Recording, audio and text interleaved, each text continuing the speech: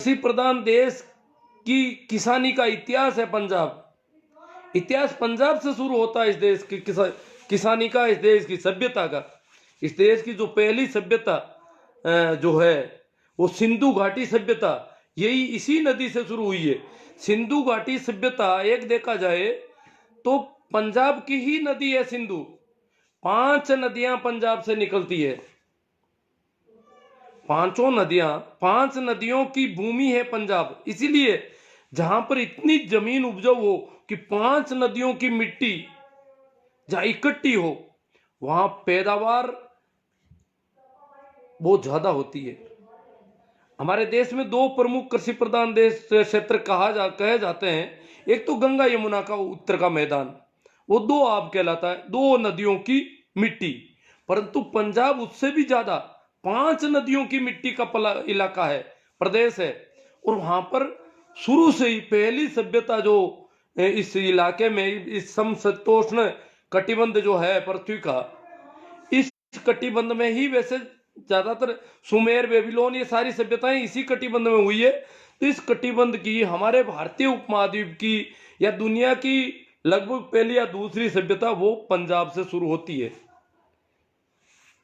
उसका नाम सिंधु घाटी सभ्यता है। वही सिंधु नदी क्या है? 5 नदियों का मिश्रण है। 5 नदियों जहां मिल जाती है वहां सिंधु कहलाती है। और वो सिंधु नदी, सिंध और पंजाब यहाँ के प्रमुख कृषि प्रधान प्रदेश है, इलाके हैं। यहां पर एक जाति है, जाट जाति। ये जाट जाति खेती का काम करती थी शुरू से ही। मुख्य धंधा था इसका खेती। तो इस जाट जाति को डिवाइड करने की आज जैसे कोशिश करते हैं वैसे भी की गई। तो जाट इस देश की आज भी प्रमुख कृषि कौम है। उस समय संयुक्त पंजाब था, पाकिस्तान भी शामिल था। और वहां जो पंजाब, जो आज का ये पंजाब नहीं, वो जो लाहौर से, वहां से शुरू हुए थे किसान, दिल्ली पर चढ़ाई की अंग्रेजों के सामने। अंग्रेजों ने ही ऐसे ही 3 कानून किए थे। उसमें भी ये चाहते थे अंग्रेज कि साहूकारों को जमीन दे दी जाए। पंजाब की जमीन उस जमाने में भी किसानों के नाम थी, किसान उसका रेवेन्यू देते थे। तो सरकार चाहती थी कि कैसे ही करके जो साहूकार है, जो किसान को लोन देने का काम करते हैं, उस समय बैंकिंग सिस्टम नहीं था, सारा बैंकिंग सिस्टम साहूकारों के हाथ में था। तो साहूकार किसान को पैसा देता था और किसान खेती करता था, फिर वापस चुकाता था पैदावार होती तो उस साहूकार को जमीन देना चाहती थी अंग्रेज सरकार के और साहूकारों के बीच में कोई सांठगांठ थी। जिस प्रकार की सांठगांठ अभी महसूस की जा रही है, वैसी सांठगांठ उस समय थी। तो अंग्रेज सरकार जमीन, सारी पंजाब की जमीन साहूकारों को देना चाहती थी। तो पंजाब के किसानों ने एक नारा दिया कि पगड़ी संभाल जट्टा। उस समय पंजाब के सिख जो किसान थे वो पगड़ी बांधते थे, और जो मुसलमान जाट थे वो भी पगड़ी बांधते थे। पगड़ी भी बांधते थे, टोपी बहुत कम पहनते थे। उस समय पगड़ी बांधने का रिवाज था। तो उन्होंने कहा कि चाहे सिख हो, चाहे मुसलमान हो, चाहे वो जाट सिख या मुसलमान नहीं होकर के हिंदू पूजा पद्धतियां अपनाता हो, ब्राह्मण धर्म के अधीन हो, वे सभी जाट अपनी पगड़ी संभालो। किसानों को नारा दिया पगड़ी संभाल जट्टा, और किसान आकर के डट गए दिल्ली पर। आंदोलन बहुत लंबा चला, 9 महीने तक आंदोलन चला। 9 महीने बाद अंग्रेजों को वो कानून वापस लेने पड़े। परंतु उस आंदोलन में भगत सिंह के चाचा अजीत सिंह अगुवाई कर रहे थे। परंतु भगत सिंह ने कहा कि ये जो गोरे अंग्रेज हैं वो तो रंग रोगन से पहचान लिए जाते हैं, इनका रंग अलग है, आसानी से पता चलता है कि हमारे दुश्मन है। परंतु काले अंग्रेज, उनका रंग भी तुम्हारे जैसा होगा, उनको पहचानना ही मुश्किल होगा कि वो तुम्हारे दुश्मन है। जब काला अंग्रेज दुश्मनी करता है तो हमें भ्रम होता है कि हमारा ये आदमी है। परंतु वो भी किसी साहूकार से मिल सकता है, वो भी किसी पूंजीपति से मिल सकता है, वो भी किसी कंपनी से सांठगांठ कर सकता है। ये बात भगत सिंह ने उस समय कही थी, और हम इस बात को समझ नहीं पाए। उसका नतीजा हम अभी देख रहे हैं। हालांकि पंजाब के किसानों ने वापस पगड़ी संभाली, वापस मजबूती के साथ लड़ाई लड़ी। 2 महीने तक लगातार पंजाब में बड़े पैमाने का आंदोलन चला। केंद्र सरकार ने इल्जाम लगाया कि यह कांग्रेस सरकार चला रही है, सरकार द्वारा प्रायोजित किसान आंदोलन है, कोई किसान नहीं है इसमें, सब कांग्रेस के लोग हैं, कांग्रेस के चमचे हैं, ये हैं वामपंथी हैं, वो हैं, और ये पंजाब के कुछ खालिस्तानी हैं, वो ऐसा कर रहे हैं। सरकार उसकी क्या परवाह करे, जब पंजाब में कुछ भी कर रहे हैं तो कर रहे हैं। सरकार ने कोई परवाह नहीं की। किसानों ने दिल्ली कूच किया, दिल्ली कूच किया तो हमने देखा क्या किया इन्होंने सामने खट्टर जैसी दीवार खड़ी कर दी, और खट्टर ने किसानों के साथ, देखो किसानों में औरतें भी है, बच्चे भी है, बूढ़े हैं, और ये सर्दी और वाटर कैनन की बौछारें की। वाटर कैनन की बौछार गर्मी में भी आदमी को पछाड़ देती है, गिरा देती है, खड़े खड़े आदमी को गिरा देती है, इतनी तेज धार आती है। और उस कैनन की बौछार इस सर्दी में की। रोड खोद दी गई, सड़कों पर गड्ढे, राष्ट्रीय राजमार्गों को खोद दिया, बड़े बड़े पत्थर ला करके रखे, छोटे बैरिकेड काम नहीं आए तो ट्रकों को बैरिकेड में खड़ा कर दिया, सब कुछ किया, परंतु किसान फिर भी दिल्ली की तरफ पहुंच गया, दिल्ली आ ही गया। इनके सारे साम दाम डरे रह गए। दिल्ली की तरफ किसान दिल्ली के नजदीक आया तो इन्होंने कहा कि किसानों को जेल में डालना है। तो केजरीवाल सरकार को इन्होंने पत्र लिखा कि भैया ये जो स्टेडियम है वो हमें दें, ताकि इन किसानों को, ये दिल्ली का बहुत नुकसान मचा सकते हैं, ये बेवकूफ़ लोग हैं, पता नहीं क्या उपद्रव करेंगे, आग भी लगा सकते हैं, इनको यहाँ पर जेल में डालना है। केजरीवाल ने मना कर दिया कि नहीं देते, ये स्टेडियम किसानों की जेल बनाने के लिए नहीं है। उन्हीं स्टेडियम में केजरीवाल ने किसानों की व्यवस्थाओं का काम शुरू कर दिया। केजरीवाल ने किसानों का साथ दिया, मानना पड़ेगा इस बात को, चाहे कुछ भी हो, आपके पूर्वाग्रह कुछ भी हो सकते हैं। कई लोगों के पूर्वाग्रह अभी भी मोदी जी को छाती से चिपका के मोदी नुकसान कर नहीं सकते, और मोदी किसी का क्यों हित सोचेंगे, अडानी का, अंबानी का, किसी का क्यों हित सोचेंगे, उनका तो कोई यही नहीं आगे पीछे। मोदी जी जो इतने बड़े कैंपेन कर रहे हैं, चुनावी कैंपेन, ये किसकी वजह से हो रहा है, आगे पीछे कुछ नहीं, मोदी जी के पास पैसा नहीं, कुछ भी नहीं, फिर ये कैंपेन कैसे हो रहे हैं। मोदी जी के पीछे कोई है और उनका मोदी जी को कुछ करना पड़ता है, ऐसी कोई मजबूरियां हो सकती है, उस पर विचार किया जाना चाहिए। हो सकता है मोदी जी जिस राजनीतिक और जिस भाषण की लप्पाजी की वजह से दिल्ली तक पहुंचे हैं, उसके पीछे किसी का इन्वेस्टमेंट हो, किसी ने पूंजी लगाई है और वो अपनी पूंजी का वापस चाहता है, ऐसा कुछ हो सकता है। अब हमें संदेह की दृष्टि से देखना पड़ेगा। चलो, आंदोलन हो गया, किसान पड़े हैं, किसान मर रहे हैं, किसानों की सुध लेने के लिए सरकार कुछ नहीं कर रही। दुश्मन देश के आम नागरिक भी अगर इस प्रकार आ जाए तो उनकी भी सुध लेनी होती है, परंतु सरकार ने नहीं सोचा। सरकार तो चाहती है टेम्परेचर गिरे और मर जाए, जितने मर जाए, आए क्यों यहां पर। सरकार को कोई चिंता नहीं है कि ये किसान मर रहे हैं। सरकार ने उल्टे षड्यंत्र शुरू किए, सुप्रीम कोर्ट में याचिकाएं लगवा दी, किसान भी कोर्ट में गए, ये सड़कें क्यों खोदी। सड़कें जो खोदी है वो भी एक गलत निर्णय है, किस नियम के तहत आपने सड़कों को खोद दिया। तो इसी प्रकार इन्होंने भी कोर्ट का सहारा लेना शुरू किया, याचिकाएं दायर करवानी शुरू की और कृषि मंत्री को आगे किया। वैसे सारे मंत्री अलग अलग किसानों को फायदे समझाने के लिए घूम रहे हैं कि भाई आप भ्रमित हो गए हो, और किसान तो वहां है ही नहीं, दिल्ली के आसपास कोई कांग्रेस वाले हैं, कोई आम आदमी पार्टी के हैं, कोई वामपंथी है, खालिस्तानी है, और भी आगे बढ़कर चीन और पाकिस्तान का हाथ है इसके पीछे। मोदी जी से अगर हम कोई भी सवाल करें तो चीन और पाकिस्तान का हाथ है। आपको फंडिंग हो रही है चीन और पाकिस्तान से, आपको विदेशी फंडिंग हो रही है, ये मीडिया पूरा चलता है इनका, इस प्रकार के आरोप लगाते हैं कि विदेशी फंडिंग है और कुछ नहीं है। नहीं तो मोदी जी से सवाल करने का क्या क्या तुक क्यों किया जाता? वो तो हमारा भला करना चाहते हैं। और वो बड़े बोलने में आप जानते हैं बहुत चालबाज हैं, बहुत तेज हैं। लफाजी उनकी अव्वल दर्जे की है। तो भाई तोमर साहब को आगे किया। तोमर साहब ने किसानों के नाम एक पाती लिखी 2 दिन पहले, एक पत्र लिखा, लंबा चौड़ा पत्र। योगेंद्र जी यादव ने उसको पढ़ा, पढ़ करके उसके 20 झूठ उन्होंने डिक्लेयर किए कि इसमें इतने सफेद झूठ है। मैं तो कहता हूं भाई योगेंद्र जी आपने पढ़ कैसे लिया उसको? मैं तो उसको पढ़ने बैठा, दूसरे पेज में अटक गया, पढ़ ही नहीं सकते ऐसी झूठ। इतनी बड़ी बड़ी झूठ इस ढंग से रखी गई। बड़े पत्र लिखना कैसे लिख लेता कोई आदमी ऐसे?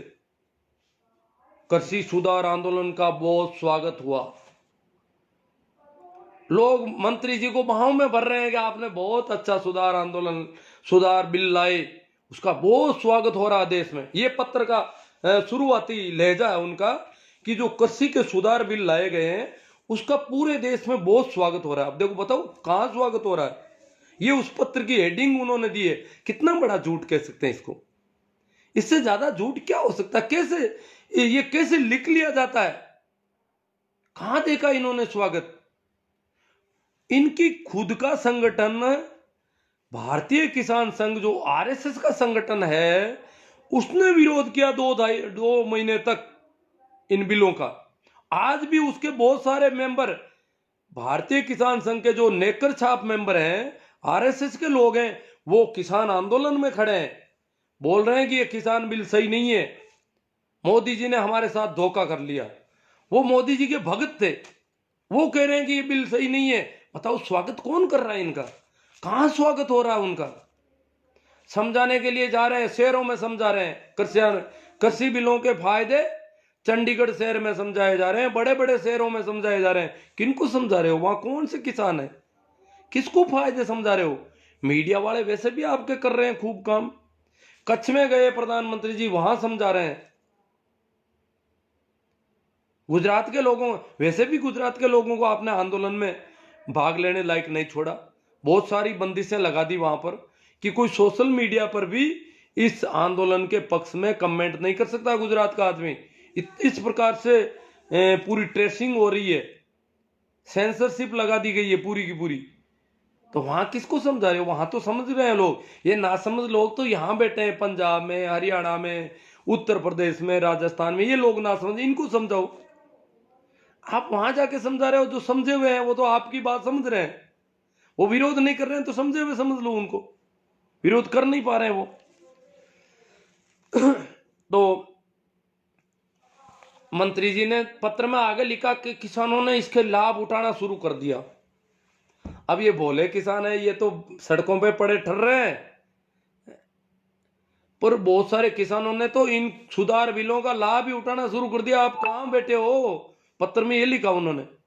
अरे भैया, जिस किसान का लाभ उठाने का जिक्र मोदी साहब ने अपने मन की बात में किया, महाराष्ट्र के जिस किसान का नाम लिया, उसने कह दिया मुझे कोई लाभ नहीं हुआ है, मैं इस कृषि बिलों के खिलाफ हूं।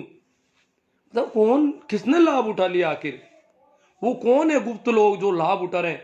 उन लोगों का नाम डिक्लेयर कर दो। आपने वैसे ही 14 पृष्ठ का पत्र लिखा है, तो नाम लिख दो, एक लिस्ट भी साथ में जोड़ दो कि इन किसानों को इतना इतना लाभ हुआ, इनके ये मोबाइल नंबर है, ताकि हम भी पूछे, हम भी लाभान्वित हो।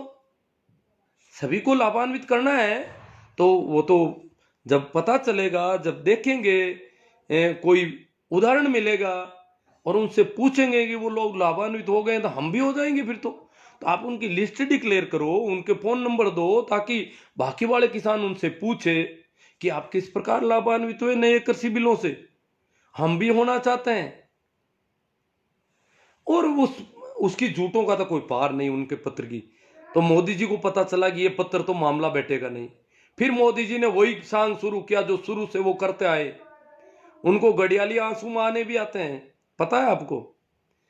वो मोदी जी ने क्या कहा कल, मध्य प्रदेश के किसानों को संबोधित किया। अब देखो मध्य प्रदेश में कोई बहुत बड़ा आंदोलन नहीं हो रहा, संबोधित करना था पंजाब के किसानों को, हरियाणा के किसानों को, उत्तर प्रदेश के किसानों को, राजस्थान के नहीं, मध्य प्रदेश वालों को संबोधित किया। हालांकि मध्य प्रदेश के भी काफी किसान दिल्ली की सीमा पर आ गए हैं, परंतु वो सोच रहे हैं कि मध्य प्रदेश से जो अभी रवाना नहीं हुए उनको रोका जाए और उनको बहुत ही यूं हाथाजोड़ी के मूड में आए। देखो बड़ा ध्यान रखना पड़ेगा, जब भेड़ की खाल में भेड़िया होता है तो धोखा बड़ा हो सकता है। घड़ियाल जब आंसू बहाता है तो उसके पीछे कोई कपट छिपा होता है। तो ये आंसू बहाने जैसी मुद्रा में आ गए। पहले तो किसान बिलों के फायदे बताए इन्होंने, वही आदत है इनकी, एमएसपी जारी रहेगी, बिलों के बहुत फायदे हैं, मैं किसानों का भला चाहता हूं, मैं किसानों का हित चाहता हूं, मैं भला करना चाहता हूं। लोग देख रहे हैं कि क्रेडिट मिल जाएगी मोदी को, इसलिए लोग भला होने नहीं देना चाहते, जबकि मैं आपका भला चाहता हूं। इस प्रकार की मुद्रा में वो आए और उन्होंने कहा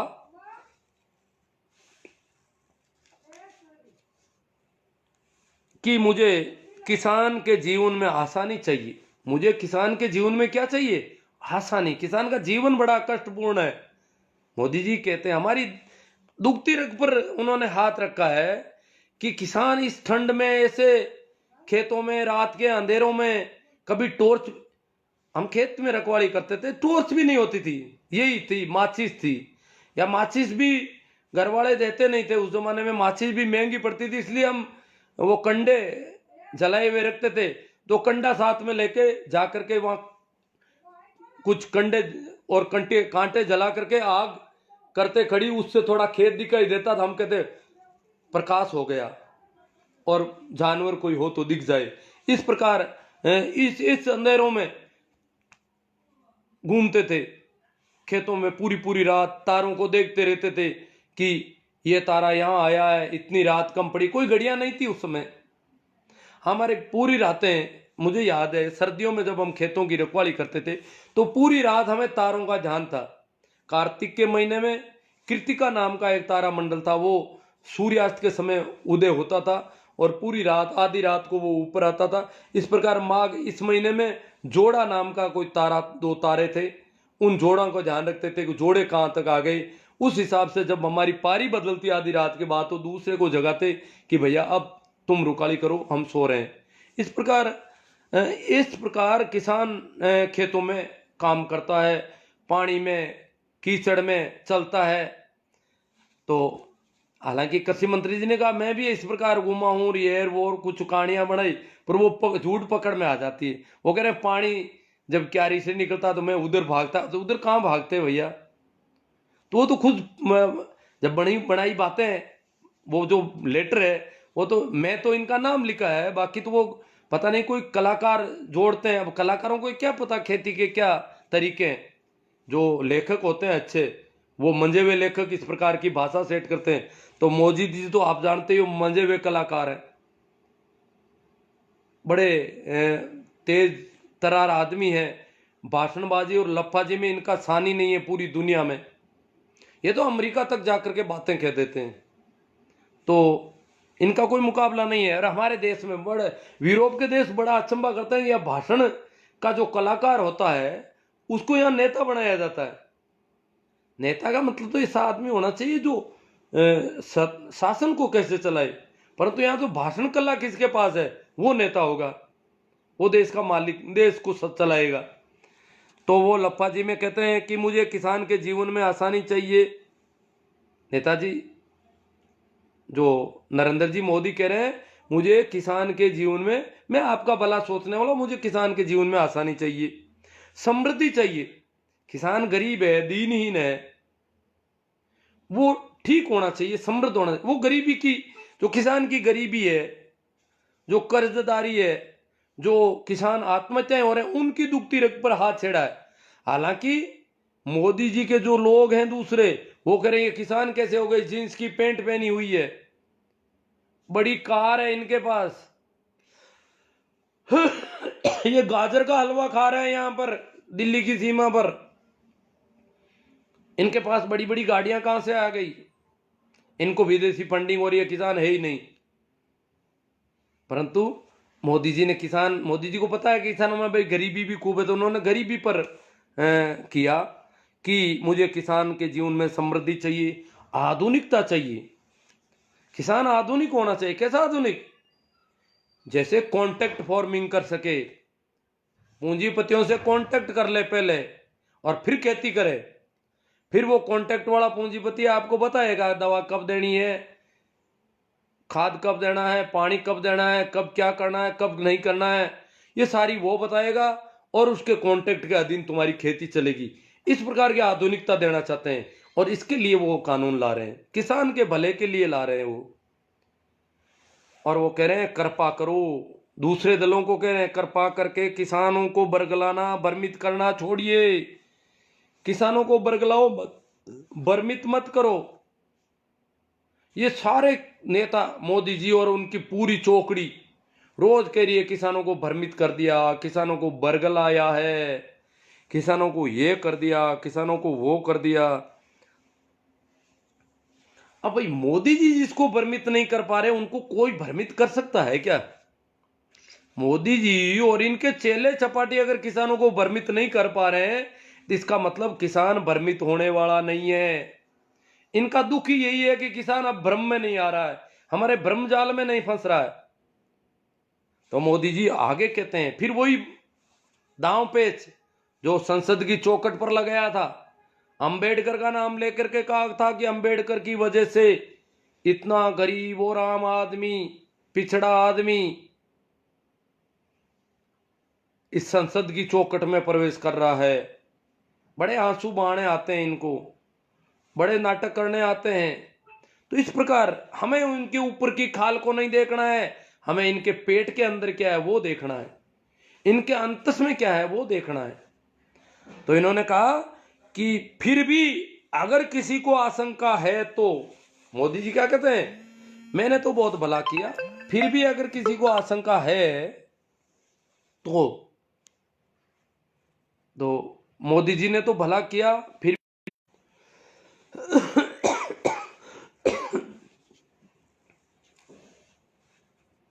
उन्होंने कहा कि अगर किसी को कोई आशंका है तो हम सिर झुकाकर हाथ जोड़कर बहुत विनम्रता के साथ। मोदी जी क्या कह रहे हैं, आशंका है क्या? किसानों को कोई डर है क्या? मेरे प्रति कोई शंका है? बताओ, किसानों को शंका नहीं है तो किसान क्यों पड़े हैं भैया? देखो, अगर किसी कोई आशंका है तो शब्द बड़े गजब के हैं इनके। अगर आशंका नहीं है तो किसान क्यों मर रहे हैं? इतने किसानों ने शहादत दी है इस आंदोलन में, आशंका नहीं है, ठंड कम पड़ रही है, कहां है किसान? किलोमीटरों तक पड़े हैं, कोई ट्रकों के नीचे घुसा है, कोई ट्रैक्टर के ऊपर नींद ले रहा है, कोई ट्रॉलियों के नीचे फंसा हुआ धंसा हुआ है, कोई ठोर ठिकाना नहीं, घर की खेती कहां पड़ी है, बाल बच्चे कहां हैं, वो कहां बैठे हैं, महिलाएं हैं, बूढ़े हैं, बुजुर्ग। आशंका नहीं होती तो यहां क्यों आए भैया? कोई भ्रमित करके किसानों को यहां ले आएगा? आप कर लो भ्रमित, जो आपसे भ्रमित नहीं हो रहे हैं उनको कौन भ्रमित करके ले आया? कोई आशंका है तो, यदि अगर आशंका है तो, अरे क्यों बेवकूफ बनाते हो भैया? ये तो सीधा सीधा मामला है कि किसान को आप पर कोई भरोसा नहीं है, आशंका ही आशंका है पूरी की पूरी। अगर कोई आशंका है तो आप तो प्रश्न खड़ा सवाल पूछ रहे हैं किसानों से, अगर कोई आशंका है तो हम सिर झुकाकर हाथ जोड़कर बहुत विनम्रता के साथ देश के किसान के हित में, देश के किसान का हित इसलिए हाथ जोड़ना चाहते हैं, इसलिए सिर भी झुकाना चाहते हैं। इनका सिर और झुकेगा। 3 महीने से आंदोलन चल रहा है, 20 से ज्यादा लोग काल कलवित हो गए हैं। अब ये कह रहे हैं आशंका है क्या, हम हाथ जोड़ लेंगे, हम सिर भी झुका देंगे। अभी ये तैयारी कर रहे हैं, पता नहीं कब हाथ जोड़ेंगे, कब सिर झुकाएंगे। अरे भैया, दिल्ली में आप, मध्य प्रदेश, कच्छ, जगह जगह जाने को आपको समय है, आप जाके हाथ जोड़ लो। टीकरी बॉर्डर पर, सिंगू बॉर्डर पर चले जाओ, हाथ जोड़ लो उनको कि भैया मैं तो हाथ जोड़ने आ गया। आपने कहा था मुझे 100 दिन दे दो, 100 दिन का मुझे केवल समय दे दो, फिर 60 महीने पता नहीं क्या क्या मांगे। 100 दिन बाद में भी अगर कोई गड़बड़ रह जाए तो चौराहे पर बुला करके जूते मार देना। कैसी लप्पा जी है आपके सब भाषण में। वही लप्पा जी अब काम ले रहे हो कि अगर कोई आशंका है तो हम सिर झुकाकर, हाथ जोड़कर, बहुत ही विनम्रता से। अरे भैया, ये धोखा अब मत दो। तुम जो विनम्रता दिखा रहे हो, दंडवत प्रणाम करना चाहते हो, तुम हमारे पैर जो पकड़ना चाहते हो वो गला दबाने की स्कीम है। तुम जो पैरों की तरफ चरण स्पर्श करोगे, जो पैर दबाने की बात कर रहे हो, वो गला दबाओगे पक्का। हमें पूरा शंका है, पूरी आशंका है। आशंका नहीं, पक्का विश्वास हो गया अब तो। अब क्या आशंका करें, 3 महीने से ज्यादा समय हो गया, इतने लोग हमारे हाथों से चले गए। हमारे राम सिंह जी, जिन्होंने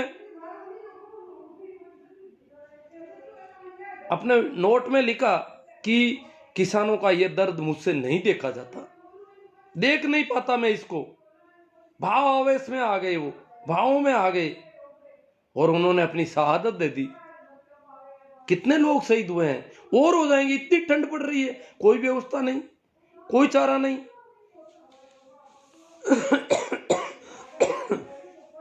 तो ये कह रहे हैं बात करने को तैयार हैं, लो अब तैयार हैं, अभी बात नहीं करेंगे, अभी और मरने का इंतजार कर रहे हैं। कितने अजीब लोग हैं ये कह रहे हैं आप जिसे भ्रमित कर दिया किसानों को। सारे लोग कह रहे हैं भ्रमित हो गए किसान, ये हो गया वो हो गया। अरे भाई, मोदी जी अगर भ्रमित नहीं कर पा रहे तो कौन ऐसा लोग है जो भ्रमित कर लेता है। इनसे भी ज्यादा भ्रमित करने वाला किसान भ्रमित होने वाला नहीं है।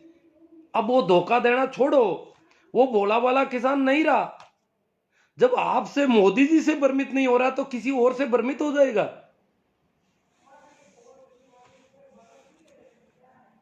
भ्रमित करने और धोखा देने में इनसे बड़ा मास्टरमाइंड कोई है जो इनको भ्रमित कर लेगा। किसानों को बरगला कर यहां ले आए तो आप ले आओ बरगला कर, तो बरगलाना था आपको आता है, आप पकड़ के ले आओ बरगला कर। कोई और लोगों को लाओ इस ठंड में। कहां दिल्ली, कहां पंजाब, कहां राजस्थान, गुजरात तक के लोग आ रहे हैं, आप बरगला के ला सकते हो किसी को इस प्रकार इस ठंड में। और फिर वो आपकी सेना, कितना डर है, पुलिस, पता नहीं आप क्या क्या कर सकते हो। आपने अब ये कह रहे हैं कि मैंने स्वामीनाथन आयोग की रिपोर्ट, देखो मोदी जी बड़ी चालबाजी कर रहे हैं हमारे साथ। स्वामीनाथन आयोग की रिपोर्ट, जिसको 8 साल तक कचरे में डाल के रख दिया था पूर्ववर्ती सरकार ने, उसको मैंने कचरे में से निकाला। स्वामीनाथन आयोग की रिपोर्ट को इन्होंने शुद्ध ली पहले बार और कचरे में से निकाल करके लागू ही कर दिया। किसानों का भला तो मैंने कर ही दिया, और भी भला करना चाहता हूं मैं, भला ही भला करना चाहता हूं तुम्हारा। तुम समझ जाओ थोड़ा किसानों। किसानों को लोग भ्रमित कर रहे हैं, वो सोचते हैं मोदी जी को क्रेडिट मिल जाएगी। मोदी जी कह रहे हैं मुझे क्रेडिट नहीं चाहिए, किसानों के हित में कर रहा हूं, मुझे क्रेडिट भी नहीं चाहिए, क्रेडिट तुम ले लेना। तो स्वामीनाथन आयोग की रिपोर्ट को मैंने लाके, अरे भाई मोदी जी, हमें पता है आपने क्या किया। आप, मोदी जी ने 2015 में सुप्रीम कोर्ट में एफिडेविट दिया, शपथ पत्र प्रस्तुत किया सरकार की ओर से कि स्वामीनाथन आयोग की रिपोर्ट लागू नहीं की जा सकती। ये वही मोदी जी है जिन्होंने शपथ पत्र दिया, इनकी सरकार ने शपथ पत्र दिया कि ट्रेड मार्केट पर विपरीत प्रभाव पड़ेगा, हमारा जो ट्रेड मार्केट है उस पर उल्टा प्रभाव पड़ेगा, इसलिए ये रिपोर्ट लागू नहीं की जा सकती। और अब ये कह रहे हैं मैंने लागू ही कर दी। किसानों को लाभकारी मूल्य दे दिए, किसानों को इनकम 2 गुना कर दी। तो भाई इस प्रकार जब कोई धोखाधड़ी करने की कोशिश करता है, घड़ियालू आंसू बहाता है, तो थोड़ा ध्यान रखना बहुत जरूरी हो जाता है। अब आगे जो बात करनी है वो ये है कि अभी कल ही एक याचिका दायर की है, आपको पता होना चाहिए। ऋषभ शर्मा नाम के आदमी है कोई, ऋषभ शर्मा कोई भले आदमी होंगे, एक मिस्टर साल्वे है, और ऋषभ शर्मा और हरीश साल्वे, शर्मा जी और साल्वे जी ने सुप्रीम कोर्ट में याचिका दायर की कि दिल्ली की हालत खराब है, दिल्ली में सब्जियां नहीं पहुंच पा रही है, दिल्ली में आवश्यक वस्तुओं की आपूर्ति बाधित हो गई है, इन किसानों का कुछ किया जाए। किसान हटना नहीं चाहते हैं, वार्ता करते नहीं है, इनको बल प्रयोग से हटाया जाए। ये सुप्रीम कोर्ट ने इन्होंने याचिका दी। इन्होंने सोचा कि सुप्रीम कोर्ट तो हम जैसा कहेंगे वैसा ही करेगा, परंतु सुप्रीम कोर्ट संविधान से बंधा हुआ है।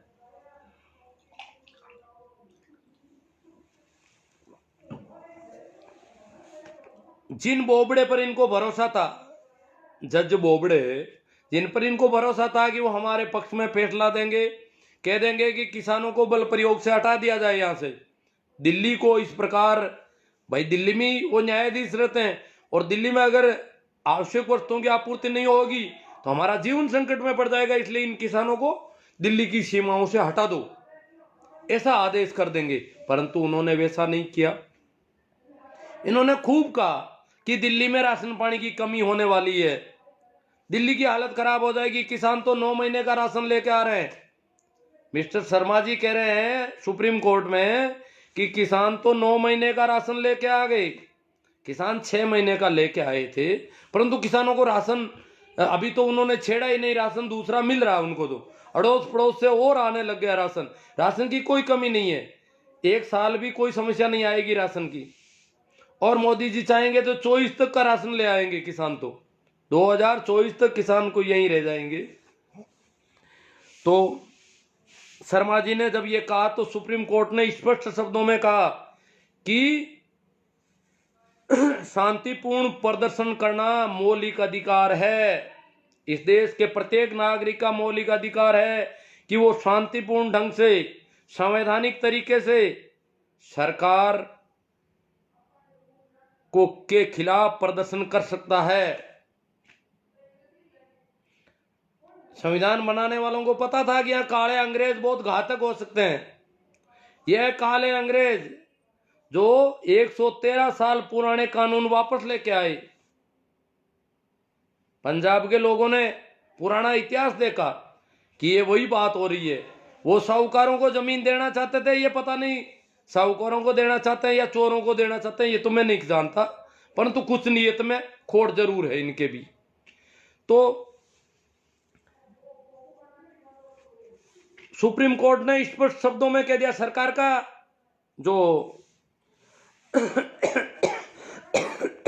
अटॉर्नी जनरल, इसमें मिस्टर शर्मा, हरीश साल्वे और सरकार का अटॉर्नी जनरल, सबने अपने पक्ष रखे मजबूती के साथ कि ये गड़बड़ कर रहे हैं किसान, वो गड़बड़ कर रहे हैं, इनकी कोई बात ही नहीं है, इनके सुधार के बिल हैं, सब ठीक है, इनको कोई बरगला के ले आया है, ये है वो है, इनको यहां से हटाना जरूरी हो गया। अब न्यायालय अगर आदेश करे तो सरकार आराम से हटा सकती है। सरकार के पास बहाना होगा कि न्यायालय के आदेश की पालना कर रहे हैं हम। तो न्यायालय ने कहा कि नहीं, शांतिपूर्ण आंदोलन करने वालों पर पुलिस हिंसा नहीं कर सकती, हिंसक तरीके नहीं अपना सकती। हाँ, किसानों को बातचीत के लिए बुलाया जा सकता है, किसानों को यह निर्देश दिया जा सकता है कि वो बातचीत करे, और संयुक्त कमेटी बनानी है तो उसमें भी किसानों से वार्ता करने के बाद, किसानों का पक्ष सुनने के बाद संयुक्त कमेटी बनेगी। कोर्ट ने स्पष्ट कह दिया कि इसमें कृषि वैज्ञानिक, कृषि अधिकारी, सरकार के और अधिकारी, किसान संगठन, सभी लोग वार्ता में शामिल हो। सरकार क्या कर रही है, कभी 3 दूसरों को बुला रही है, कभी 4 दूसरों को बुला रही है, ताकि उनको तोड़ा जा सके। तो कोर्ट ने कह दिया नहीं, सभी की संयुक्त समिति बनेगी, वो भी किसानों का पक्ष रखने के बाद बनेगी। अब कोर्ट से खाली हाथ लौट रहे हैं। इस बार कोर्ट में इनको कुछ नहीं मिला, किसान बड़े समझदार है।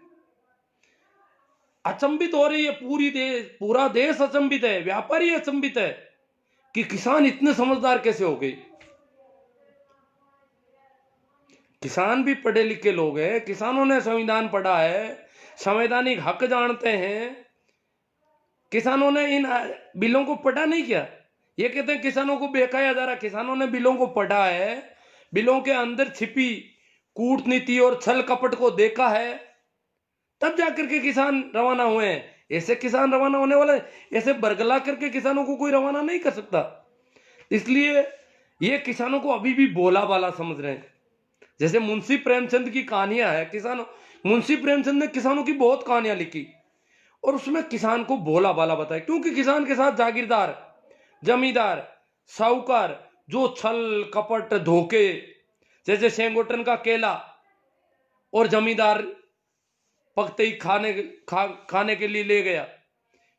मुंशी प्रेमचंद ने उजागर की किसान की पीड़ा को कि किसान भोला है, इसको बरगलाया जाता है, भ्रमित किया जाता है, इसके साथ धोखा किया जा रहा है और इसके बेटे बच्चे भूखे मर रहे हैं। ये पैदावार पैदा करता है और वो पैदावार इसके बच्चों को नहीं मिल रही है खाने पीने को, इसको खाने पीने को नहीं मिलती है। जो अच्छी पैदावार होती है वो ये जमींदार, जागीरदार, साहूकार हड़प लेते हैं इसकी, और ये बड़ा मुश्किल से अपना जीवन काटता है। तो मुंशी प्रेमचंद की कहानियों का भोला भाला किसान ये समझ रहे हैं अभी भी ऐसा ही किसान होगा, इतना ही भोला होगा, ऐसा नहीं है। किसान समझदार हो गया है। हॉटस्पॉट चालू कर दे, डाटा कम हो सके सही। तो अब किसान इतना भोला भाला नहीं रह गया है और इसलिए किसान ने सारे कानूनों को ढंग से देखा। आंदोलन के उकसाने के बहुत प्रयास किया। आपने देखा एक फला 2-4 दिन पहले एक पकड़ में आ गए थे बाप जी, वहां नारे लगाने आ गए। कई लोग आ रहे हैं भड़काने के लिए, वहां पर बीच में घुस करके और गड़बड़ करना चाहते हैं, उस आंदोलन को बदनाम करना चाहते हैं, किसानों को उकसाना चाहते हैं। पर किसान बड़े शांत हैं, आराम से बैठे हैं, बड़े मजे में, बड़े आनंदित हैं जहां भी हैं। इतने लंबी चौड़ी जगह पर किसानों के एक तरह से अलग अलग जिले बस गए, गांव बस गए, गलियां हो गई, ये पटियाला की गली, ये वो गली, ये वो गली, इस प्रकार यूं जम करके रह रहे हैं।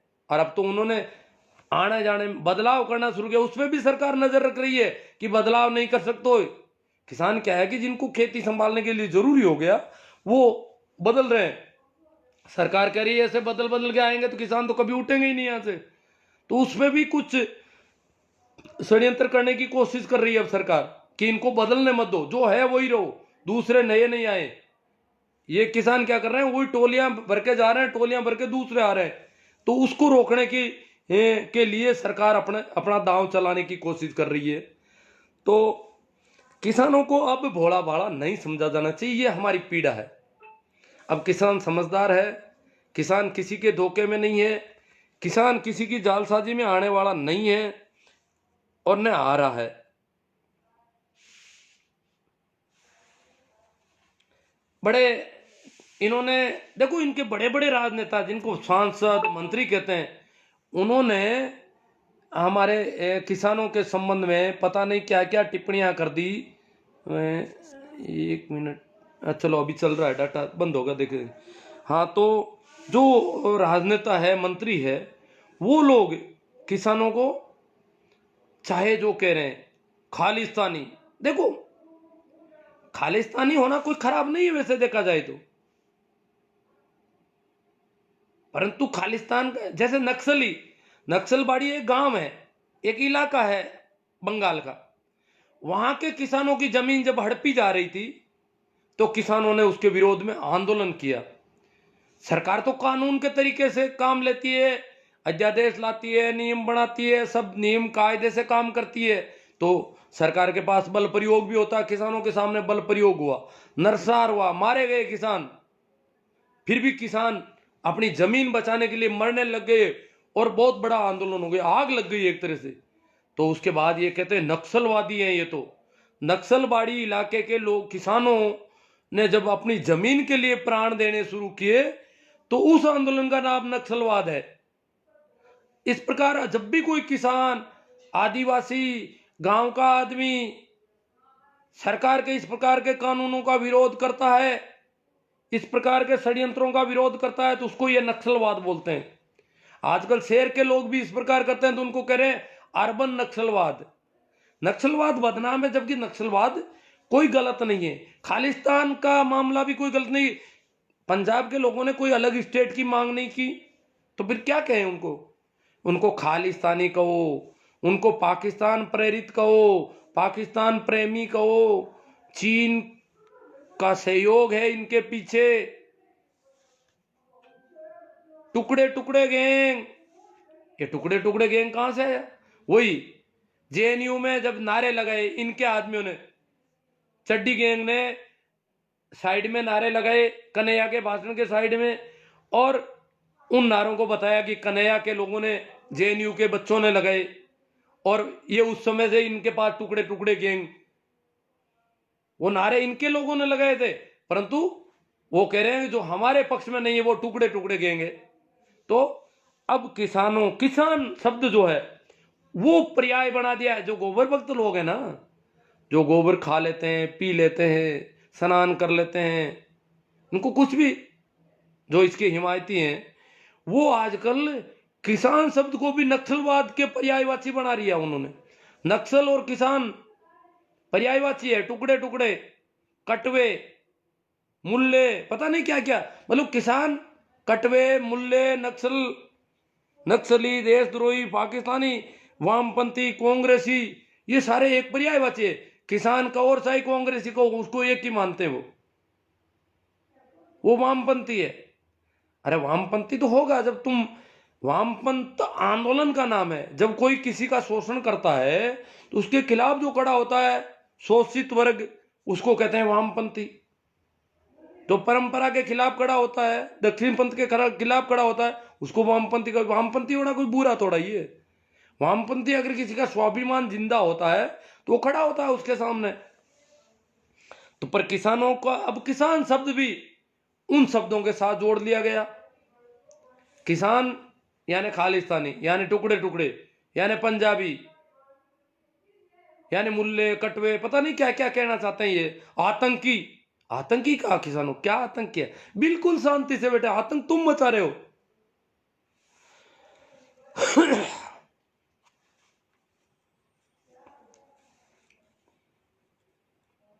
कुछ लोग मुझे पूछ रहे हैं कि आप दिल्ली कूच कब कर रहे हो। कई लोग पूछ रहे हैं, रोज पूछ लेते हैं।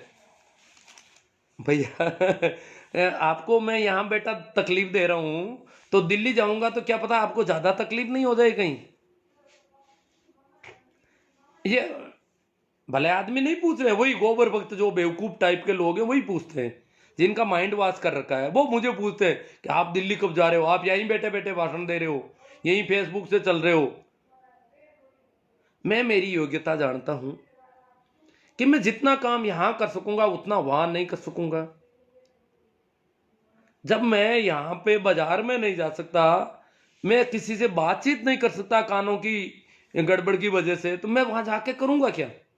मैं वहां लोगों की बातें नहीं सुन पाऊंगा, लोगों से कुछ बातचीत करना, वार्ता करना चाहूंगा तो वो कर नहीं पाऊंगा। हालांकि मैंने विचार किया, कई बार विचार किया कि मुझे जाना चाहिए। अब मैं सोच रहा था कि राजस्थान के जो लोग हैं वहां पर मुझे तब भी एक आदमी साथ में चाहिए जो कान में मुझे कह दे उनकी कही हुई बात जोर से। पंजाबी या मुझे मारवाड़ी के अलावा दूसरी भाषा तो मेरे अब समझ में आने की नहीं, क्योंकि कान बहुत कमजोर है।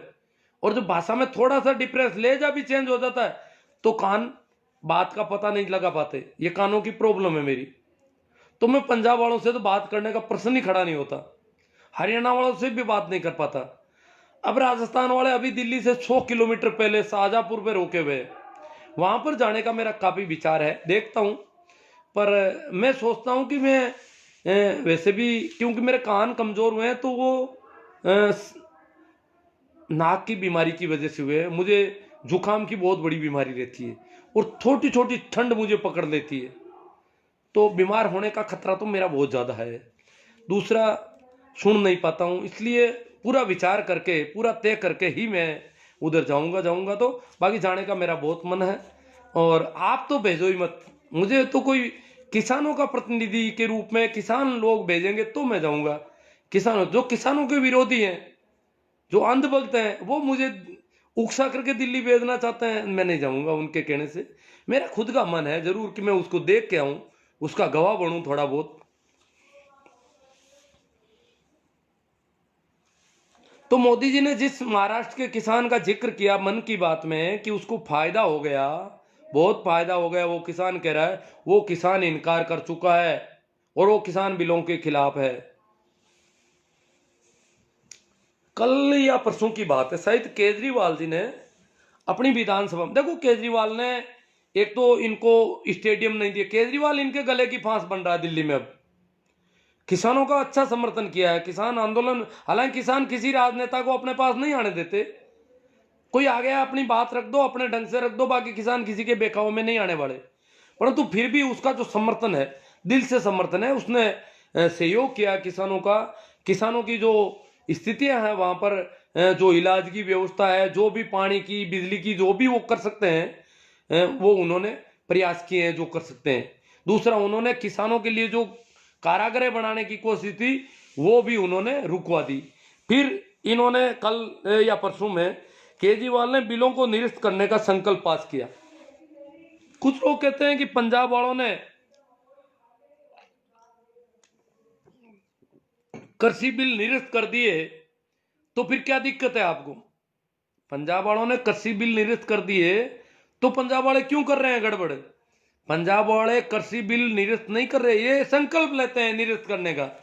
ये जो भी सरकारें, ये समवर्ती सूची का विषय है, और समवर्ती सूची के विषय में अगर राज्य सरकार और केंद्र सरकार के नियमों में कोई फर्क होता है, अंतर होता है, तो केंद्र सरकार के नियम ही माने जाते हैं, राज्य सरकार के नियम अपने आप समाप्त माने जाते हैं, विलुप्त हो जाते हैं। तो समवर्ती सूची का विषय है कृषि, इसमें केजरीवाल की सरकार कुछ नहीं कर सकती या पंजाब की सरकार कुछ कर रही है, वो एक उनका संकल्प है। बाकी वो इन बिलों को केंद्र के बनाए हुए नियम समवर्ती सूची में मुख्य होते हैं, राज्य वाले अपने आप विलोपित हो जाते हैं। अगर उनमें फर्क है तो बराबर है तो कोई बात नहीं, जो भी फर्क है वहां केंद्र के ही माने जाते हैं। तो ये संवैधानिक प्रोसेस है। तो केजरीवाल ने तो सिर्फ संकल्प लिया है, उनको निरस्त करने का संकल्प पास किया, प्रतियों को फाड़कर विरोध जताया, प्रतियों को फाड़कर कूड़ेदान में फेंका केजरीवाल ने। ये विरोध जताने का एक तरीका, अपना ढंग है कि ये जो बिल है इनकी प्रतियों को फाड़ करके कूड़ेदान में फेंक दिया। कहा कि केजरीवाल ने कहा कि अंग्रेजों ने ऐसे 3 कानून अंग्रेज भी लाए थे आज से 113 साल पहले, और उस समय पंजाब के किसानों ने पगड़ी संभाल जट्टा का नारा देकर के एक बड़ा आंदोलन किया, लंबा आंदोलन 9 महीने तक चला, और उस आंदोलन वो सफल आंदोलन रहा। अंग्रेजों को वापस मुड़ना पड़ा, वो अध्यादेश, वो नियम वापस लेने पड़े, उनको बिल वापस लेने पड़े। इसी प्रकार के सुधार बिल वो भी लाए थे पहले, जो साहूकारों को जमीन देने की कोशिश में। तो ये मैं जो बात करना चाहता था हो गई। शायद आपके कोई कमेंट आ रहे हैं, उन पे बात कर लूँ थोड़ी सी। हाँ, दिल्ली कब जा रहे हो भाई? मुकेश बाकल कह रहे हैं। हाँ भाई, मुकेश बाकल मुझे दिल्ली भेजना चाहता है या क्या बात है?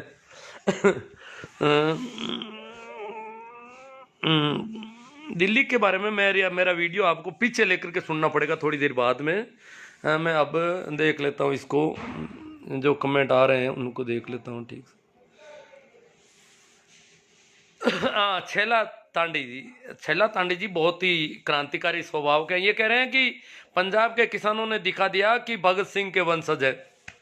भगत सिंह के चाचा की अगुवाई में वो आंदोलन हुआ था, पगड़ी संभाल जट्टा, और आज पंजाब की अगुवाई में बाकी सारे किसान आ रहे हैं। यूपी वाले इतनी खांपे आ गई, सबने कह दिया कि आगे पंजाब है, फैसला पंजाब करेगा, समझौता बातचीत पंजाब करेगा, हम पंजाब के समर्थन में हैं।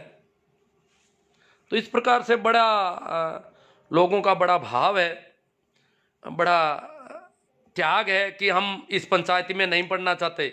और राजनेताओं को तो वैसे भी वहां कुछ नहीं मिलने वाला। राजनेता तो अपनी जमीन की शक्ति बचाने के लिए अगर वहां जाए तो जाके आते हैं, कुछ लोग उसको तीर्थ मानते हैं वो अपने आप में कि भाई हमारी राजनीति में ये चीज काम आएगी, बाकी वहां कुछ नहीं होने वाला है। तो अब मैं देख रहा हूँ छेला तांडी, सीबीआई ईडी, लेकिन किसानों के पास कुछ होगा तो सीबीआई ईडी तो किसानों के मामले में काम नहीं आती। अभी तो सीबीआई भी हाथरस में इनके हाथों से निकल गई।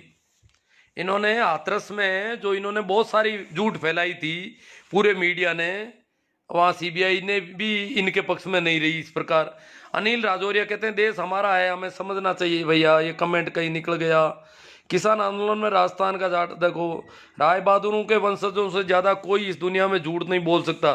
छेला जी तांडी किसान एकता जिंदाबाद, कृष्ण गोपाल जी, हाँ ठीक है। सभी को एक बार मैं वापस कर लेता हूँ, प्रणाम, राम राम, नमस्कार, सबका जवाब। अब अपन कोई ऐसे कमेंट हो जिन पे चर्चा जरूरी हो वो कर लेते हैं। छेला तांडी कहते हैं किसानों का आंदोलन आजादी का तृतीय स्वतंत्रता संग्राम है। हाँ, इसको बहुत सारी संज्ञाएं दी जा रही है अब। ताराचंद जी बेरवाल, किसान एकता जिंदाबाद सर जी, किसान आंदोलन का समर्थन करता हूं। लिखमा राम जी कड़वासरा, बहुत सारे लोग समर्थन में हो गए अब तो। मतलब जो इतने अपन समझ रहे थे कि इनके दिमाग में गोबर भर दिया आरएसएस वालों ने, वो लोग भी किसानों के पक्ष में खड़े हो गए, दिल्ली तक पहुंच गए और बड़े तन मन साथ धन के साथ जुड़े हुए हैं। यह नहीं है कि वो कोई जालसाजी कर रहे हैं। किसान संगठन, आरएसएस के किसान संगठन ने, लोगों ने इस्तीफा दे दिया और वहां चले गए। भारतीय किसान संघ जो है उससे निकल करके लोग आंदोलन में खड़े हैं।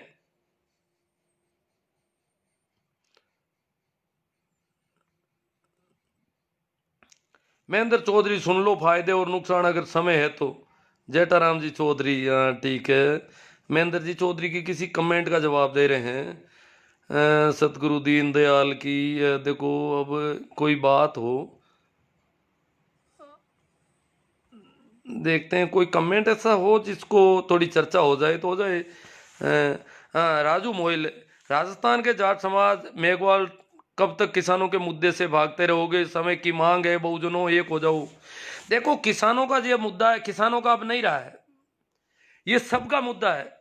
इस देश में कोई अपनी बात नहीं कर सकेगा अब, सरकार का विरोध करने की स्थिति में नहीं रहेगा ये, अगर ये आंदोलन फेल कर दिया इन लोगों ने तो। और जो वेस्ट इंडिया कंपनियां, मैं इनको वेस्ट इंडिया कंपनियां क्यों कहता हूं, ईस्ट इंडिया कंपनी अंग्रेजों की कंपनी थी कोलकाता में। कोलकाता पूर्वी भारत का प्रमुख केंद्र था, उस समय भारत का सबसे बड़ा शहर था। ईस्ट इंडिया कंपनी वहां अंग्रेजों ने स्थापित की, बंदरगाह भी था, समुद्र का यातायात था सुगम, तो अंग्रेजों ने वहां कंपनी स्थापित की और वो भारत के ईस्ट में थी, इसलिए उसका नाम पड़ा ईस्ट इंडिया कंपनी। और वो कंपनी धीरे धीरे सरकार पर शिकंजा कसती गई, ठेठ दिल्ली के मुगल सम्राटों तक संधियां की, व्यापार के बहाने धीरे धीरे धीरे धीरे सैनिक रखने शुरू कर दिए, सेना रखनी शुरू कर दी, पूरे तरह से देश पे कब्जा और लड़ाइयां शुरू कर दी, और उन्होंने राजधानी भी कोलकाता रखा।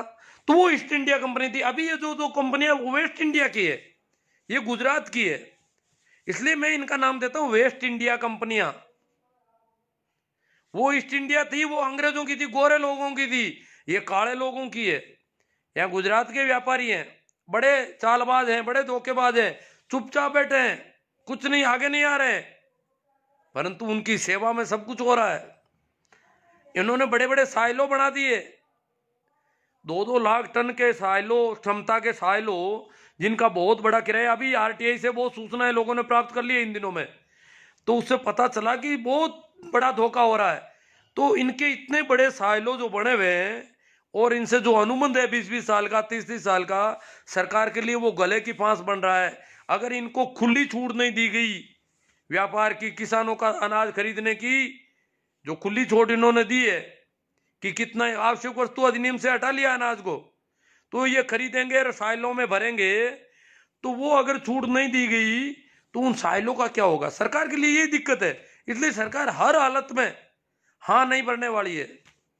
ये रोज यही कहेगी किसान भ्रम में, सरकार कभी नहीं कहेगी कि हम गलती कर रहे थे, किसान भ्रम में नहीं थे, किसानों के हित में काम करेंगे। अब ये कह रहे हैं किसानों के हित में हाथ जोड़ने को तैयार हूं, तो भैया जब किसानों के हित के कानून है तो क्या हाथ जोड़ोगे। किसानों का हित तो तुम कर ही रहे हो, फिर हाथ क्यों जोड़ रहे हो? या तो ये कहो कि किसान सही कह रहे हैं, किसानों का कोई अहित हो सकता है, इसलिए किसानों से वार्ता करूंगा, मुझे किसानों का दर्द है, मुझे तकलीफ महसूस हो रही है, किसानों की पीड़ा को मैं महसूस कर रहा हूं, इतने लोगों को मैं श्रद्धांजलि, ये जहां भी मीटिंग करते हैं कहीं ये नहीं कहते हैं कि इतने किसान शहीद हो गए उनको श्रद्धांजलि दी जाए, नहीं, कोई मतलब नहीं है किसान कहीं मरो, श्रद्धांजलि छोड़ के उनका नाम नहीं लेना चाहते, और वो कहते हैं हम किसान का हित करना चाहता हूं, और हाथ जोड़ के विनम्रता से बात करने को तो बात करोगे तो क्या करोगे, फिर तो हित नहीं कर पाओगे। कृषि सुधार कानून अगर वापस लोगे तो किसानों का भला कैसे करोगे?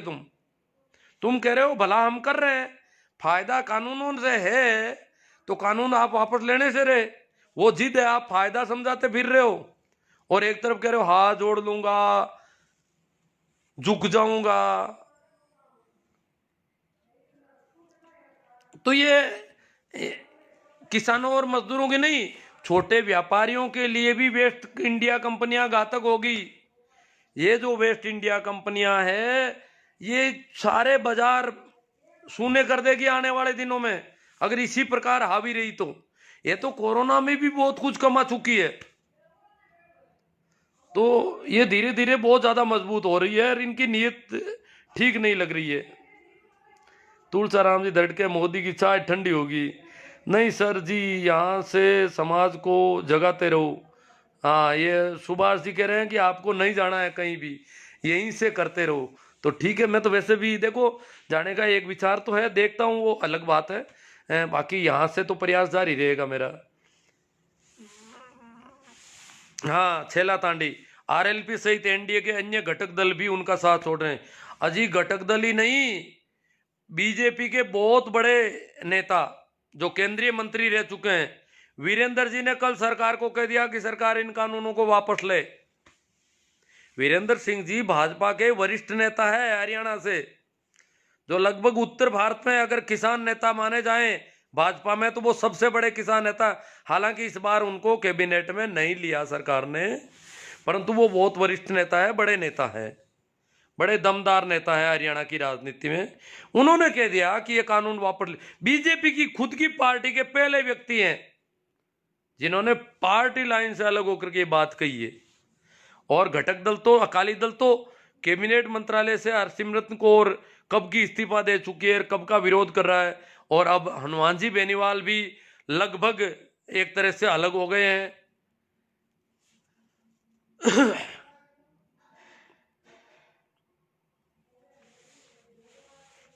सिंबू जी, सिंबू राम जी कह रहे हैं बहुत दिनों बाद आपसे मुखातिब होने का अवसर मिला, बहुत अच्छा विषय चुना सर, पर लोगों को बुद्धि में क्या भर दिया गया समझ में नहीं आ रहा है।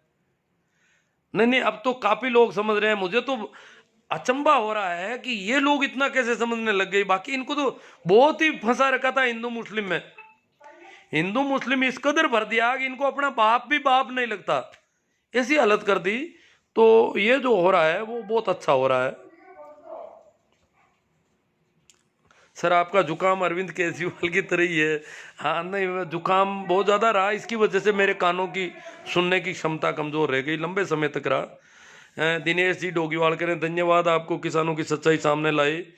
ओहो, दिल्ली तब हमें से ज़रूर बात करना सा, दिल्ली आऊँ तब। सुभाष जी संडेलिया, हाँ देखता हूँ मैं, देखो किस किस से बात, वो तो मैं पहले फेसबुक पे भी बता दूंगा जब रवाना होऊंगा, तो वो मैं अभी मेरे ये विचाराधीन है, क्योंकि मैं एक सिर ज़्यादा गिना जाएगा वहाँ पर, संख्या अच्छी है, मैं क्यों बात कर नहीं सकता, लोगों का संबल बढ़ाने के लिए बातचीत हो नहीं पा रही है। आपके लिखे हुए कमेंट पढ़ लेता हूँ, बाकी मैं सुनता नहीं हूँ, इसलिए वार्ता तो हो नहीं सकती। राजू मोइल, किसान मजदूर से अंधभक्त का पाला अभी पड़ा है, भक्तों की लाल हो जाएगी। दिल्ली कब जा रहे हो सर जी? मुकेश वाकल पूछ रहे हैं। अब देखो, भगवान चौधरी, किसानों का साथ देने के लिए आपको बहुत बहुत धन्यवाद। आपको भी धन्यवाद कि आप इसका प्रसारण बढ़ा रहे हो, बहुत ज़्यादा लोगों ने शेयर किया, और भी शेयर करेंगे, इसको शेयर तो करना ही है। खैर, क्योंकि अब ये हम इस आंदोलन में और क्या कर सकते हैं, यही कर सकते हैं कि विचारों को फैलाएं। एक तरफ वो फैला रहे हैं अपनी आईटी सेल, हमारी भी एक आईटी सेल होनी चाहिए। जितने भी इस प्रकार, मैं तो दिन भर ऐसे जो भी होते हैं उन पर कमेंट करता हूँ, उनको फैलाने के लिए उन पे लाइक वगैरह करता हूँ, ताकि वो विचार फैले, आगे बढ़े, उनका प्रसारण ज्यादा से ज्यादा हो। तभी तो इतनी जागरूकता आई है, अन्यथा कहाँ थी जागरूकता।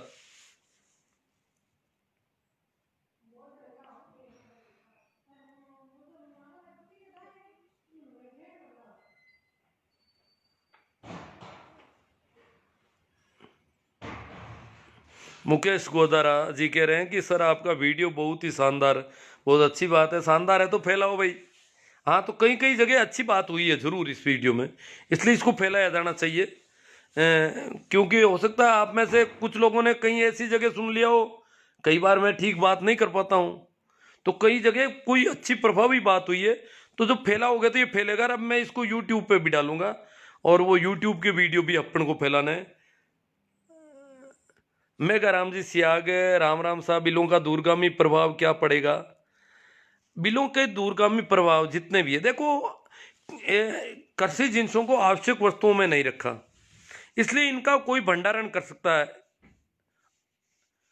चाहे जितना भंडारण की छूट दे दी। अब भंडारण करेगा तो समझ लो क्या करेंगे वो जब तक किसान के पास कुछ रहेगा तब तक उसके भाव नहीं बढ़ने देंगे, किसान से येन केन प्रकार सारा माल छीनेंगे, और उसके बाद उसको स्टॉक करके और कमी लाएंगे, नेचुरल नहीं, बनावटी कमी लाएंगे, कृत्रिम कमी लाएंगे, और फिर उसका मनचाहा भाव वसूलेंगे। तो ऐसे बहुत सारे हैं, इसके कॉन्ट्रैक्ट फार्मिंग के चक्कर में, आधुनिकता के चक्कर में आ जाएंगे तो फिर पता नहीं कितने अनुबंध है, क्या क्या अभी भी कुछ लोग फंस गए हैं इस मामले में। क्योंकि एसडीएम तो हमारा अधिकार तो ये रखा है कि हम एसडीएम के पास जा सकते हैं, हमारी कोई पीड़ा हो तो, न्यायालय के पास जाने का नहीं रखा है इन्होंने। तो काफी कुछ गड़बड़ियां बताई जा रही है, जो जानते हैं वो कह रहे हैं, तो प्रभाव ठीक नहीं बता रहे हैं कोई भी। हाँ, इनकी आईटी सेल जो बातें कर रही है ना, उसमें तो अपन को आना नहीं है। ये तो इतने बड़े जिनका जाड़ है इनके पास शब्दों का, और कहने का ऐसा बड़ा कलाकारी है कि लगता है तो हमारे भले के लिए ही कर रहे हैं। बहुत भले लोग हैं, इतने भले लोग दिखने का जो स्वांग, जो भेड़ की खाल में भेड़िया जब भेड़ की खाल में, हम सोचते हैं भेड़ है ये तो, परंतु उसका दिमाग भेड़िए का है, उसका रंग ढंग भेड़िए का है। केएल खान साहब के मार्गदर्शी, आपका सहयोग फेसबुक वाला ही ठीक है, दिल्ली की बजाय आपको हजारों लोग सुनते हैं। हाँ, अच्छी बात है। अभी तो मैं वैसे भी नहीं जा पा रहा हूँ, विचाराधीन है कि अगर राजस्थान के लोग दिल्ली के पास पहुंच जाए, अभी इन्होंने रोक रखा है उनको, तो अपन दिल्ली में जाके देख सकते हैं, उनसे थोड़ा एक बार साथ हो जाए। चूनाराम जी पालियाल वहां जाके आए हैं शाहजहांपुर बॉर्डर पर, और अब यहाँ पर कमान संभाल रखी है। कल ही खियूसर में बड़ा प्रदर्शन कर रहे हैं और काफ़ी मेहनत कर रहे हैं। और इन्होंने कहा, बहुत सटीक सही कहा गुरुजी, आप तो यहीं रहकर लोगों को जागृत करो। मैं 3 दिन शाहजहांपुर आंदोलन में रहकर आया हूँ, किसानों में बहुत अधिक जोश है। किसान बहुत जोश करो उसके साथ है, वो तो कोई दिक्कत ही नहीं है, जोश वाली तो।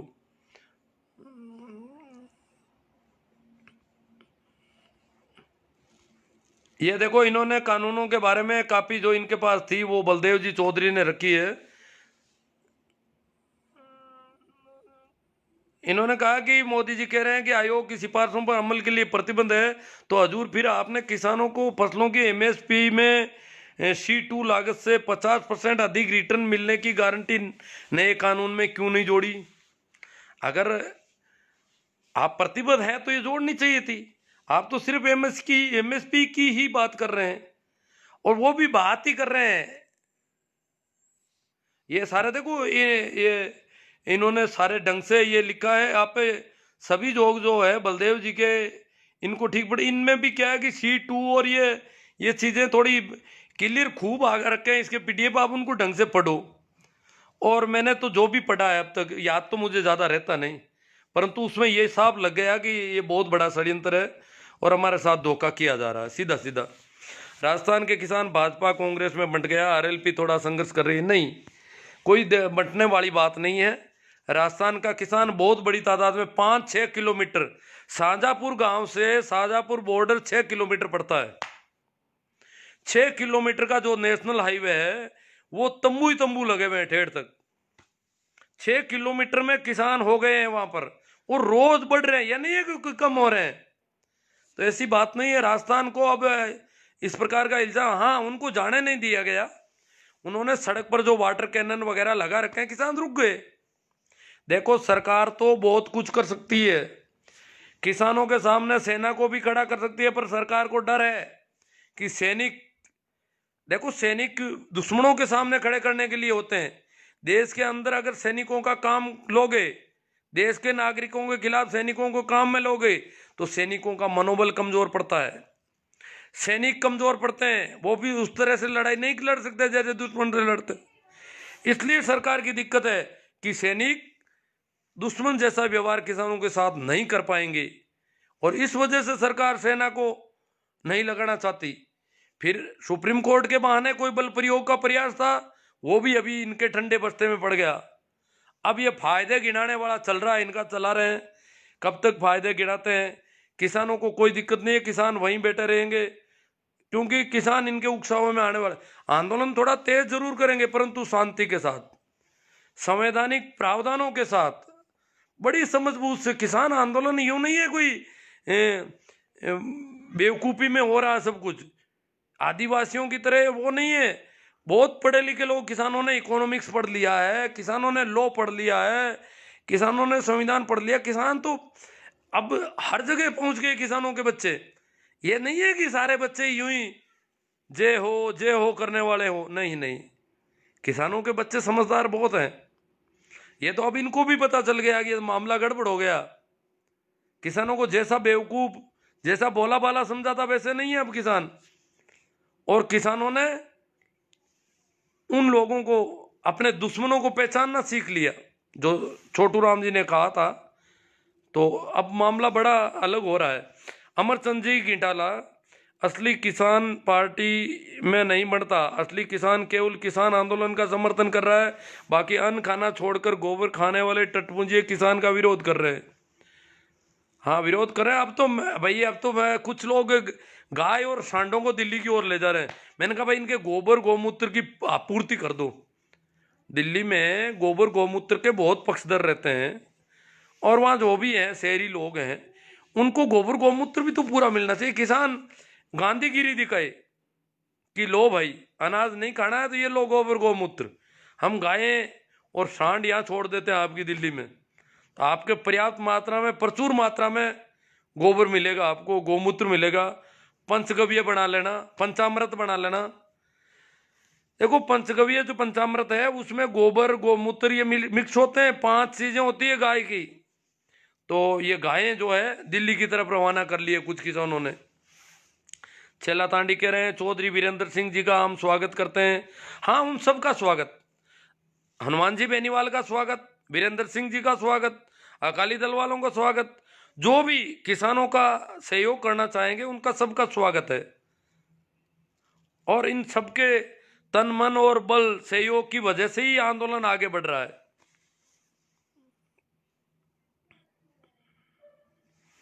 मोहम्मद जाहिर सिद्दीकी, नमस्ते सर जी, आप बहुत अच्छा काम कर रहे हैं। भंवर सोलंकी, धन्यवाद सर, आपने किसानों का मुद्दा उठाया। राजपाट रूली, अब तो इन गुजराती व्यापारियों से जितना जल्दी निजात मिले उतना फायदा है। दाढ़ी बढ़ाकर छद्म टैगोर की सब विभाग में अब जनता नहीं आने वाली। स्टैंड विद फार्मर, अब देखो हमारे कुछ बच्चे कह रहे हैं stand with Modi Modi with stand farmer. Modi कैसे फार्मर के साथ स्टैंड होगा? Sir ji you are right. Badal Singh जी, जगदीश सिनानिया, सर्दी ज़्यादा है, घर ही अच्छा है, लाइव करो।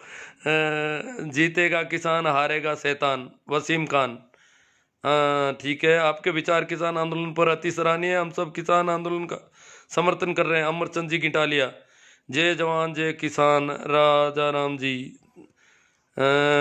भाई साहब आज जो भी किसान कौम में पैदा हुआ है उसको किसानों के साथ खड़ा होना चाहिए, और जो भी खड़ा नहीं हो रहा है उनको सोशल मीडिया पर साथ देना चाहिए। लेकिन कुछ किसान कई बार खेत में भी काम करने गए, पीछे कहीं बिगड़ी कोई ले आई, उनके जड़े संगी नकवी औलाद कुछ इस संगी आप थोड़ी गाली गलौच पे आ गए, नाराज हो गए ज़्यादा उन पे। तेजाराम जी ठाकन सर जी, मेरी लाइव पर कोई सुझाव नहीं था आपका, लेकिन सर जी तेजाराम जी ठाकन का लाइव थोड़ा वसा देखा था मैंने, पर सुन नहीं पाता हूँ, ये बड़ी दिक्कत है मेरी, क्या दिक्कत है पूरी। इसलिए क्या सुझाव दूँ मैं तो कुछ मैं तो कमेंट देख लेता हूँ लिखे हुए। रामजस जी चौधरी, हनुमान जी आलो पाटो रखे सर जी, आलो पाटो रखे हनुमान जी। देखिए हनुमान जी जब कह रहे हैं तो हनुमान जी के बहुत सारे लोग हैं। देखो हम हनुमान जी राजस्थान के सबसे बड़े जन नेता है। आज अगर जनता की तरह देखा जाए तो हनुमान जी बड़े जन नेता है, जनता उनके साथ बहुत ज़्यादा है। तो जब वो ऐसा कहते हैं, एक वक्तव्य देते हैं, तो फेसबुक व्हाट्सएप पर भी किसानों के पक्ष में वक्तव्य बढ़ जाते हैं, ये फर्क पड़ रहा है उनका। तो अभी भी जो जब भी उन्होंने अंगड़ाई ली है, थोड़ी बहुत इधर उधर करवट बदली है, तो काफ़ी असर पड़ा है उसका। इसलिए धीरे धीरे उनका असर पड़ रहा है, अच्छी बात है। और वो मोदी जी के साथ रह चुके हैं, इसलिए उनका ज़्यादा असर पड़ता है। अब कांग्रेस वाले कितना भी कहे तो वो लोग समझते हैं ये तो विरोधी है, पर हनुमान जी तो विरोधी भी नहीं थे। हनुमान जी ने तो खूब धन्यवाद दे रखे हैं। इतने धन्यवाद देने वाले व्यक्ति जब इस प्रकार विरोध की भाषा अख्तियार करने लगे, ऐसे तेवर दिखाने लगे, तो उसमें कुछ सच्चाई ज़्यादा लगती है। रामेश्वर लाल जी 26/12 को दिल्ली कूच करना है, ज़्यादा से ज़्यादा जय जवान जय किसान जय प्रजापति भारतीय। भक्तों के अलावा हर आम भारतीय को काले कृषि कानूनों ने समस्या है। किसानों का भला तभी संभव है जब अंधभक्त बनना छोड़कर दुश्मनों को पहचान ले। नेमी जी सोमड़वाल। शिक्षा की दृष्टि से सक्षम होंगे तभी संभव। बहुत ज़्यादा कमेंट है, ये सारे मैं ले नहीं पाऊंगा शायद। अब देख रहा हूँ एक फ़ोन भी आ रहा है। सैनिक 90% किसान पुत्र ही है, वो इसका साथ नहीं देंगे। हाँ डर है, किसानों के बेटे हैं तो वो अपने किसानों के साथ, अपने भाइयों के साथ, अपने चाचा ताऊ के साथ दुश्मन जैसा व्यवहार नहीं कर पाएंगे। किसानों सेना में ये भी नहीं है कि कोई गुजराती अंबानी अडानी के बेटे हैं, गुजरात के तो बहुत कम लोग हैं। सेना का तो 80% सेना पंजाब हरियाणा और शेखावाटी की है। इस देश की सेना मद्रासी भी है, गोरखा भी है, सारे हैं, मराठी भी है, परंतु बहुत बड़ी तादाद है पंजाब हरियाणा शेखावाटी और पश्चिम उत्तर प्रदेश की। मारवाड़ की भी आबादी काफी है सेना में। बलवीर गोदारा, सरकार किसानों के विरुद्ध सेना उनके पुत्रों को खड़ा करने का जोखिम नहीं ले सकती। इंदिरा गांधी अंजाम मोदी जी को पता है। हाँ पता है, बहुत समझदार लोग हैं। सेना वाला ये तो कोर्ट के जरिए करना चाहते हैं, पर कोर्ट में भी नहीं बैठ रहा है इनके।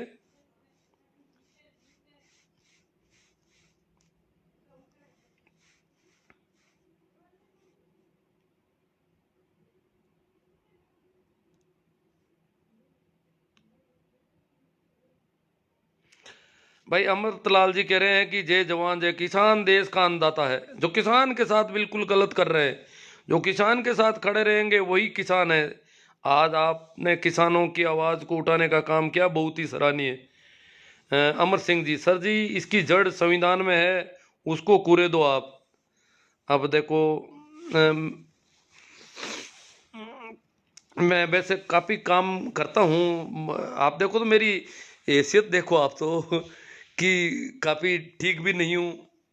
अभी जुकाम नहीं लगा है कुछ दिनों से, ये मेरी अच्छा है कि ध्यान बहुत ज़्यादा रखता हूँ, कपड़ों में सिमटा हुआ रहता हूँ। काम वैसे मेरे स्कूल की ड्यूटी भी काफ़ी करनी पड़ती है। मुकेश जी भूकर, बलवान पूनिया विधायक भादरा मुख्य जन नेता। हाँ नहीं, जन नेता काफ़ी हैं, ऐसी बात नहीं है, पर हनुमान जी मोदी जी के साथ रह चुके हैं, इसलिए उनका असर जो है बिल्कुल यूं लगता है कि यार हनुमान जी भी नाराज है, इसका मतलब कानून गड़बड़ होंगे। नहीं तो वो तो कहते हैं वो तो विरोधी है, रोज ही विरोध करते हैं, वो तो वामपंथी है, वो तो कांग्रेसी है, वो तो ये है वो है। हनुमान जी पर वामपंथी कांग्रेसी वो नहीं लगते। हनुमान जी पर तो मोदी भक्त का है कि वो मोदी जी के भक्त हैं, उनको धन्यवाद देते रहे हैं, तो इसलिए हनुमान जी की बात का थोड़ा असर अलग तरह का पड़ता है। प्रहलाद राम जी जादरा, शिक्षक संघ खुलकर समर्थन दो। शिक्षक संघ शेखावत ने तो खुलकर समर्थन दिया है राजस्थान से।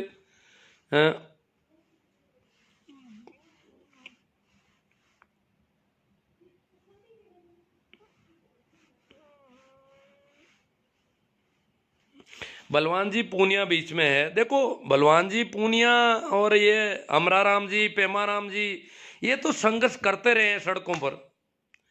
ये तो मजदूरों की तरह पड़े रह जाते हैं, कहीं पर भी बिछाने के लिए मिल जाए, नहीं बिछाने के लिए नहीं मिले तो भी कोई बात नहीं। अमरा राम जी शायद 8 दिन हो गए होंगे आज शाहजहाँपुर बॉर्डर पर, वहां सड़क पर है अमरा राम जी। अमरा राम जी को कोई सुविधाओं की जरूरत नहीं है। अमरा राम जी बहुत लंबे समय तक विधायक रह चुके हैं, वरिष्ठ एमएलए हैं, बहुत पुराने, लगभग 6 बार जीत चुके हैं शायद, और बड़े जननेता हैं, बड़े किसान नेता हैं। किसान संगठनों के बड़े आंदोलन उन्होंने किए, लंबे आंदोलन किए हैं। किसानों को बांध कर रखने का उनमें है, आंदोलन चलाने का ढंग है। और आम किसान की तरह सड़क पर रामपाल जी जाट अगुवाई कर रहे हैं वहां पर शाहजहाँपुर बॉर्डर पे। अमरा राम जी है, पेमा राम जी है, बलवान जी पूनिया भी शायद वही होंगे। तो ये लोग सड़क पर संघर्ष करना तो इनकी फितरत है, इनका स्वभाव है, इनको कोई दिक्कत नहीं होती। बाकी राजनेता इस प्रकार नहीं कर सकते। बाकी के राजनेताओं से हम अपेक्षा करें कि वो वहां पड़े रह जाएंगे, नहीं रहने वाले, ज्यादा नहीं लगता मुझे ये कर सकते हैं, और ये कर भी रहे हैं। रामपाल जी जाट कर रहे हैं, काफी दिनों से सड़क पर है वो। मोदी जी आपको झुकाने की बात नहीं है। मनीष भाकल क्या कह रहे हैं, मोदी जी आपको झुकाने की बात नहीं है, आप किसान के हक में फैसला रखो, बिल वापस लेने में ही किसानों का फायदा है। अब मोदी जी तो कह रहे हैं किसानों के फायदे बिलों में पड़े हैं, इसलिए बिल वापस नहीं ले रहा हूं किसानों के हित में। श्याम जी खोजा बोल कह रहे हैं फ्रेंड रिक्वेस्ट, हाँ कर लेंगे वो तो। Lab technician Anil Sevakand, Delhi border पर फोटो खींचना बना है इंटरनेशनल स्टेटस। हाँ फोटो खिंचवाते हैं लोग। एमपी में पूर्ण समर्थन किसान आंदोलन को है। हाँ समर्थन तो है। कौन है भाई, सुभाष जी जाट नानिया, शर्मा जी आए हैं, दादी साहब कोई, डॉक्टर जी, डॉक्टर साहब कह रहे हैं हर हर मोदी। तो किसी ने कहा खुलकर बोलो। अब हर हर मोदी बोलो, घर घर मोदी बोलो, जो भी बोलो बोलो। एक शर्मा जी तो कोर्ट में भी गए पर वो नहीं।